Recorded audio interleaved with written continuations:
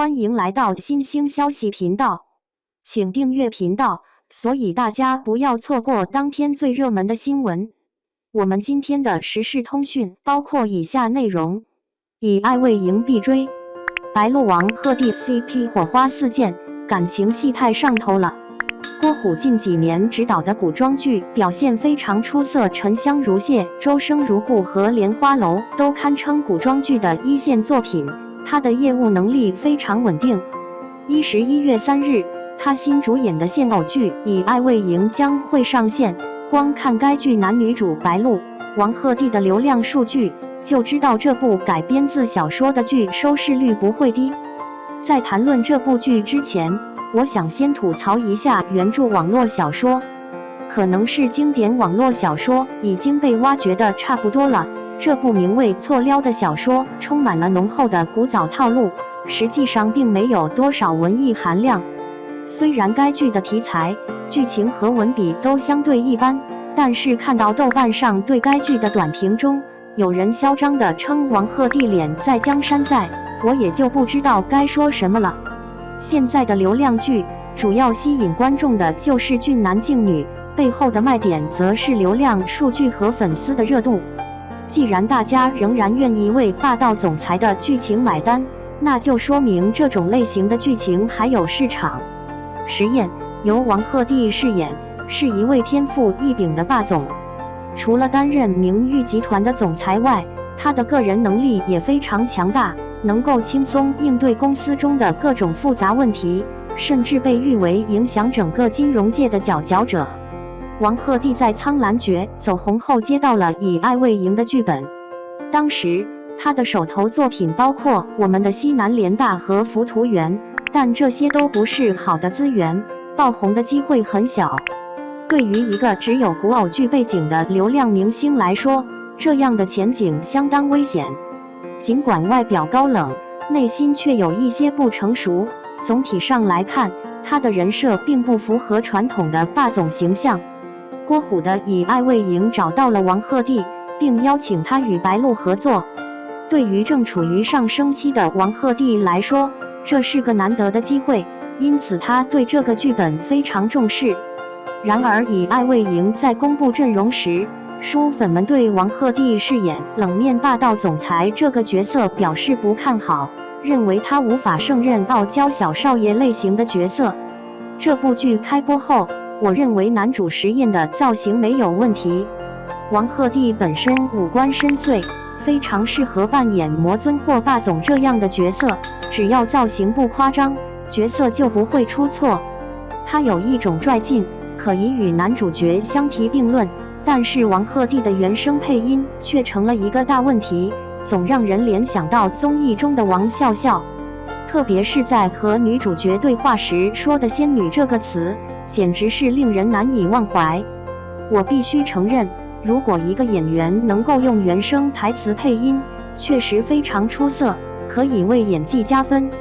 但是，实际上，有些人的声音存在局限性。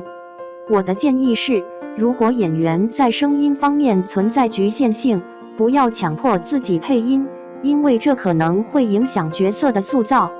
此外，王鹤棣的演技还有待提高。他能够很好地驾驭与自己形象相符的角色，但对跨度较大的角色却难以掌控。因此，如果考虑长远发展，他需要进一步磨练自己的演技。白鹿在这部《以爱为营》中饰演的郑书意，相较于其他角色，他的演技更为稳定。这个角色是一名新闻专业出身的记者，虽然在职场上有些波折，但问题不大。只是在爱情线上，她一开始遇到了渣男前男友。不过，这个角色在大学时期的清纯和职场期的成熟都有所表现。整体来看，虽然为了画面质感有些过度的抹皮和滤镜，但这并不影响人物塑造。白鹿在90后流量女星中表现出了可靠的一面。她的幕后老板于正从一开始就非常看好她，并为他提供了大量的资源。幸运的是，白鹿并没有辜负这份期待，她成功地把握住了各种角色，最终成为了一线流量女星。个人认为，白鹿的古装作品更容易引发关注，而现代偶像剧则需要更多的作品积累。如果这次的《以爱为营》能够取得成功，那么它将为白鹿的事业奠定坚实的基础。根据现有剧情，《以爱为营》的情节较为平淡，大致讲述的是前男友郑书意对女主的背叛。他曾经全心全意追求女主，但为了自己的未来，选择了另一个女人，并抛弃了女主。郑书意为了报复他，和霸道总裁石燕相识了，而石燕又对郑书意有意，两人开始了甜蜜的恋爱生活。以爱为营前期的节奏还不错，没有过度拖沓，虽然主题不算新颖，但是男女主角的 CP 感非常强烈，这对于注重感官体验的剧粉来说非常重要。白鹿新剧《以爱为营》独具匠心的恶评大作战，《以爱为营》遭遇了偶像剧的通病，即使是好演员阵容的作品也难逃被吞噬的命运。这部剧的主演白鹿和王鹤棣的实力让人期待，但是一看是偶像剧，就让人有点头疼。尤其是在前一天已经有一部偶像剧开播了，名为《治愈系恋人》的作品，虽然演员阵容也强大，但是剧情却让人大失所望。因此，对于《以爱为营》的期望已经降到了很低。